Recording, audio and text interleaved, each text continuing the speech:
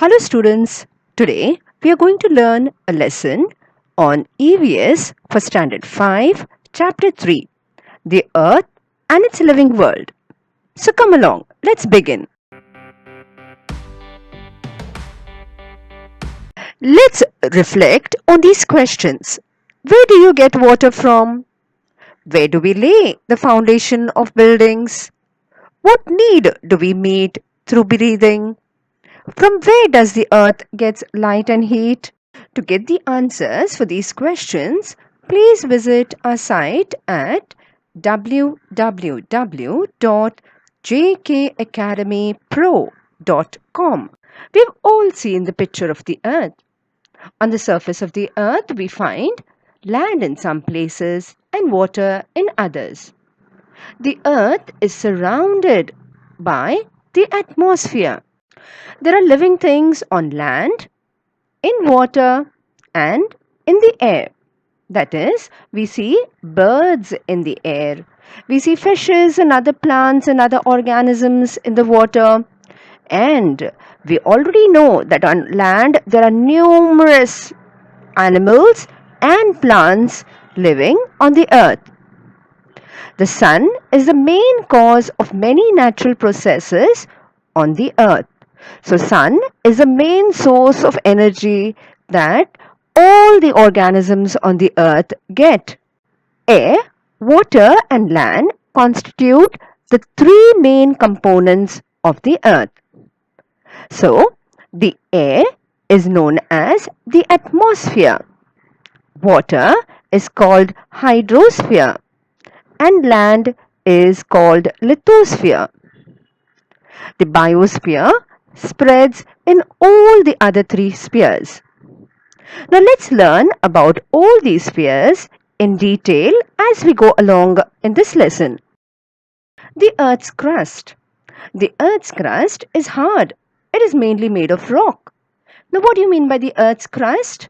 The word crust means the outer covering. So the Earth's crust means the outer part of the Earth where we live on. So that is mainly made up of rock. It is very hard. Now, often we have seen that when we travel in hilly regions, we see layers of soil and rock along road cuts at the side of the roads. We have seen how the layer of the rock and soil has formed. We also see grassy expanse of land, large amount of land that is full of grass and greenery. And in some places, we do not find any greenery, we do not find any trees, we do not find any grass, we only see sand over there. In some places, the land is covered with crops, and in others, it is covered with forest, thick, dense forest. Sometimes we also see the deeper layers of soil in which the tree roots have spread.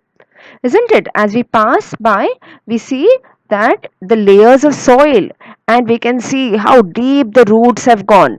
Normally, we see all these things at the edge of the road or at the edge of a mountain.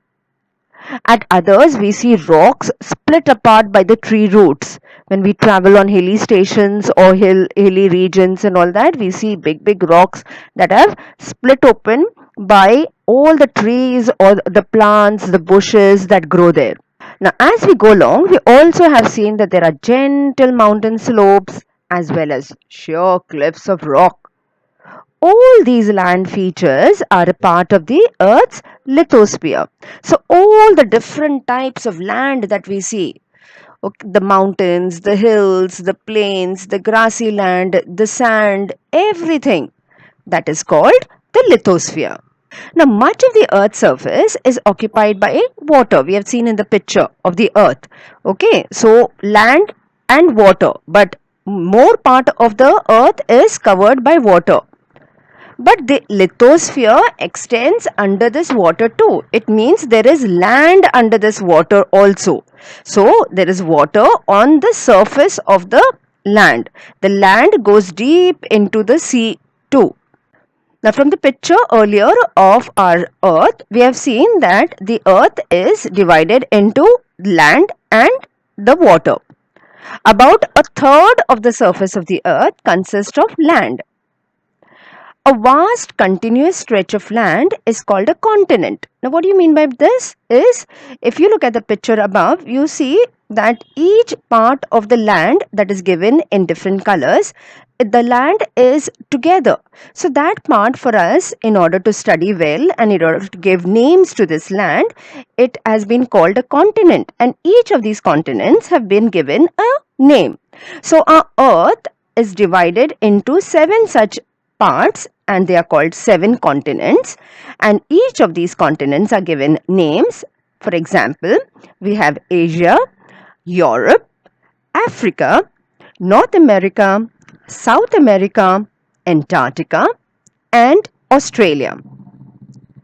Asia is the largest continent and Australia is the smallest. As we travel, we have seen that the land is not the same everywhere. We see mountains, we see small hills. Sometimes we see that it is all plain and vast and open piece of land. When we go to the beach, we go to the seashore and we find that the land is going deep into the sea. So the land is not even in all the places. Now, this unevenness gives different shapes to the land in different places. And all these different shapes of the land, they are called landforms. Now, in the picture alongside, you can see some landforms like the plains, hills, mountains, etc. Now, look at the picture alongside. This is a picture of our earth.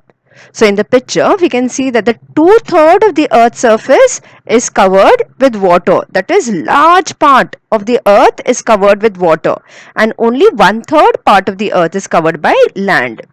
Now, most of this water is in the oceans and seas. Now, ocean water is salty. Whenever you go to the beach and you go into the water to swim and all that, some of the water you must have tasted while it goes into your mouth. It is salty. It is not fresh. It is not water is. You can't have that water. You immediately puke it out because it is very, very salty. So just like our landforms are divided into continents, the water is divided into oceans. So there are 5 oceans, namely the Atlantic Ocean, the Pacific Ocean, the Arctic Ocean, the Southern Ocean, and the Indian Ocean. The land along the margin of an ocean is called the coastal region. So, what do you mean by this? Whatever land that we find at the seaside or at the edge of the ocean, all those places are called the coastal region. Now, water bodies of different shapes and sizes are formed along the coast. That is, because of some places the land goes deep into the sea, sometimes it is away from the sea. So, all this they have given different names according to how the water is formed over there. So, the names are, it is called sea, bay, strait, gulf, creek, etc. Now, these water bodies are part of the ocean. Now, we have also seen that there are streams of water flowing on the land whenever we are traveling towards, when we are going to our villages or we are going to a hill station. So, we have seen that the water is flowing on the land. Now, this water is not salty like that of the oceans and in the seas, but this water is fresh. We can have it.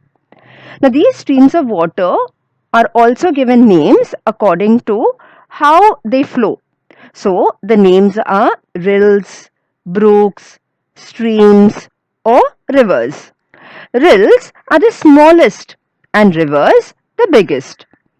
Rills, brooks, streams join each other to form rivers. Now, rivers which join to make a bigger river are called its tributaries. Now, as it rains, water flows from all directions. So, sometimes the water is very, very thin. Okay. And as it moves, it combines with other water forms. And so, it may become bigger and bigger. So, according to how it flows and how it joins, these names I've given. So, the names are rills, brooks, streams, and rivers. In some places, a river cascades down a sudden drop. Now, what do you mean by cascades? Cascades means just jumps and falls down a big drop of mountain. This forms a waterfall. So that is how the waterfall is formed. So it is the same river. In some places, it may just go diving down a mountain. All the rivers eventually flow into the ocean. Lake, a water body or where water has been collected. A water body formed by water collecting naturally in a low lying area of land is called a lake. So wherever the land is little low and water gets collected over there and it remains over there, that forms a lake. So it is our river water or it is the fresh water that is there and it forms a lake. Now we also see water in the form of ice. Now, how ice is formed is water particles in the clouds freeze, and in cold regions where it is very, very cold, it doesn't rain in the form of water, it rains in the form of snow. So, when these layers of snow get collected on the road or on the ground, it forms ice. Glacier.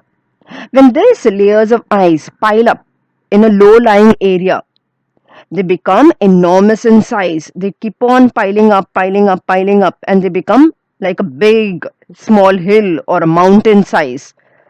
And this huge mass cannot hold it together. This ice that has formed and it has collected, it can't hold. It slips down, and with it slips down with a very low speed. So this is called a glacier. Icebergs. Now, in cold regions where there is a lot of snow and ice, now what happens is huge blocks of ice start floating into the sea.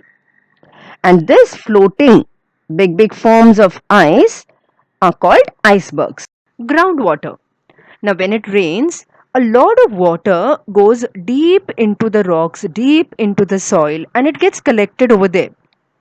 So there is a lot of water stored in the underground layers of the rock, and this water is called groundwater. Wells. Now we reach the groundwater by means of dug wells or bore wells. Like we just learned, there is a lot of water that goes deep into the soil, deep into the rocks. So wherever this water gets collected, the groundwater gets collected, we can dig a deep hole. That is, they dig wells or they dig deep holes to make it into bore wells, and we can draw the water out from there. So many lakes and wells get water from underground springs. So that is how all the wells, all the lakes, all these bore wells get water from. So the water that is collected under the ground, it flows in the different directions under the ground only. So if you dig a deep pit, there you will get water. Hydrosphere. We've just learned about the different forms of water that is there on the surface of the earth. We have learned that there are oceans, there are seas, there are rivers, brooks, rills, there are underground water, water is in the form of ice.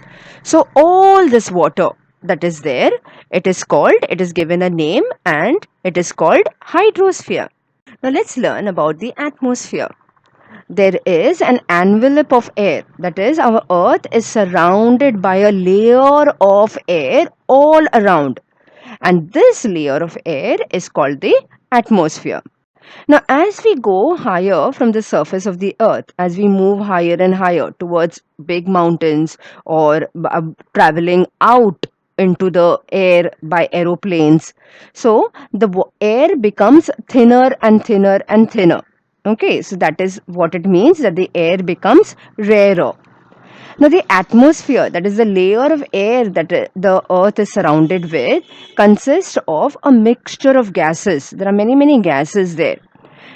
So, these gases are nitrogen, oxygen, water vapor, carbon dioxide, and there are some other gases also, and there is water vapor also.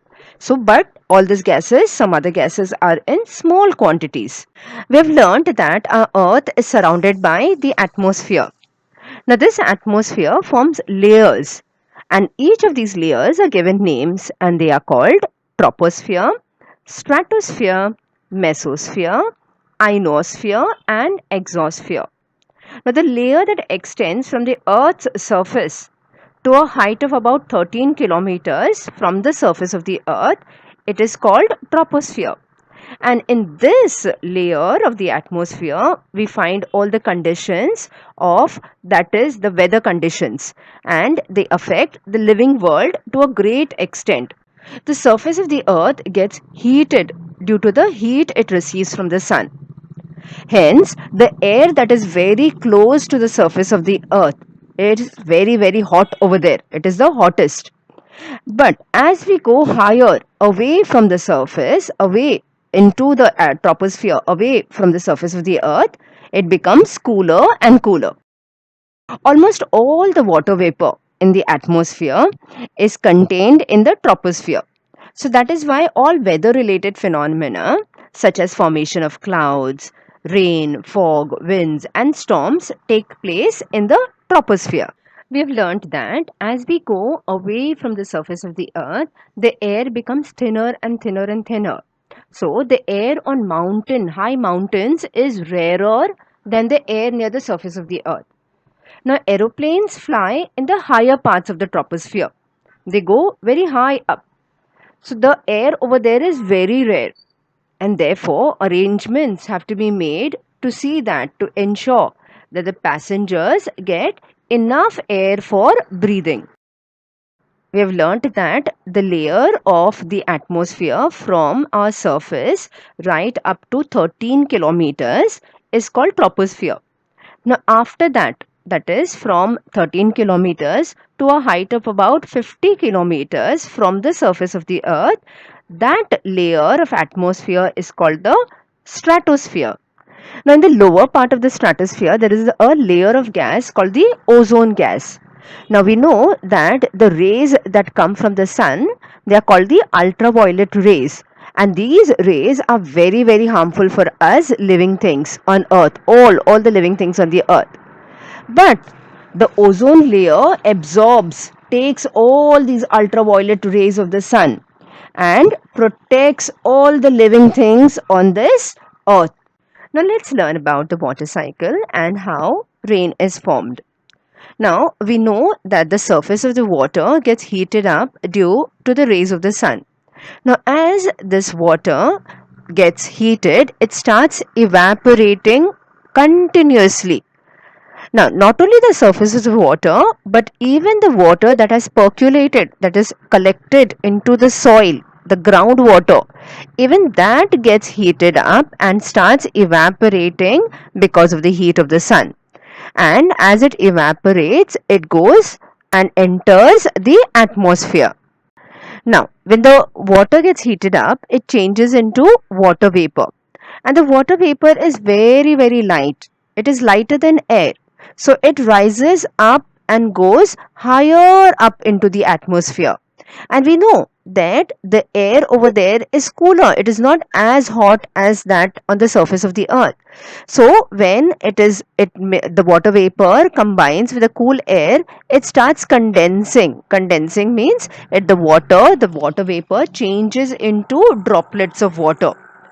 Now these droplets of water are very, very small. They are very light. Okay, so they start floating and they form clouds. Now these small droplets, as they are floating, they combine to with other droplets of water and they become bigger drops. Now these bigger drops are much heavier. Now when they are floating and they combine together, they become heavy. So now they cannot float anymore. So they start falling down in the form of rain. So that is how we get rain on our earth. Now these processes, that is of evaporation, that is the water heating up and forming water vapor and rising up into the atmosphere, that is called evaporation. And then water cooling down, that is called condensation. The water vapor cools down and forms into drops of water. So that cooling process is called condensation. And when all the water droplets collect and they form into big clouds and they cannot hold together, so they come down into the on the surface of the earth in the form of rain. So, this whole process of evaporation, condensation, and rainfall is called water cycle. Here is an activity for you to do. Make as long a list as you can of all the living things you see in the lithosphere, hydrosphere, and atmosphere. Now, when you're making the list, add as many living things as you can see or you can think of on the surface of this earth. Now, we know that there are innumerable, that is, countless kinds of living things on the earth. The various regions of the earth differ in many ways. They are not the same, they are different everywhere we go. Some of the regions are always covered with ice, while others have a lot of hot climate. There are mountains in some places, and some places are plain surfaces. Some places have a lot of rainfall, while others are dry deserts. There are salty seas and oceans, and also freshwater lakes. The ocean is shallow near the coast, but away from the coastline, the ocean may be several kilometers deep, may go very, very, very, very deep, right inside. We see a great variety in the living things that inhabit these different regions. Now, what does this sentence mean is that we see different kinds of living things, that is, both animals and plants, in different regions of the earth. The polar bear is seen only in the snowbound polar regions. Zebras are found in Africa. Kangaroos are found only in Australia. Whereas elephants and lions are found in regions of hot climate. These animals are not found in any other regions. For example, we can't find polar bears in any other regions in hot climate. And so also we can't find animals that are in hot climates, that is the elephants and lions, in polar regions or in cold regions. But just like our animals, plants in all these different regions also show a great variety.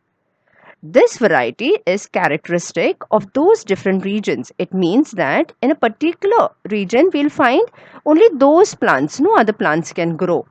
So, just like animals, we find similar kind of animals in a particular region. So, also similar kinds of plants are seen in a particular region. Now, many different kinds of plants, animals, and microorganisms are found everywhere on the earth, that is, on land, in water, and in the air. The living things exist in lithosphere, hydrosphere, and atmosphere. So we find living things on all the three spheres of the earth, in the lithosphere also, in the hydrosphere also, and in the atmosphere also. We have seen birds flying in the air. Now they also interact with these spheres, and all these living things on the different spheres, they constitute the biosphere. I hope you enjoyed learning this lesson. Now, here is an exercise for you to do. Fill in the blanks, and you can write the answers in the comment section below. Hey, this video was made just for you. If you've liked it, do give it a thumbs up. And if you're not a subscriber yet, please subscribe to my channel. If you have a question, I'll be happy to answer it. You can also leave a comment and question down below. Thank you. Bye bye.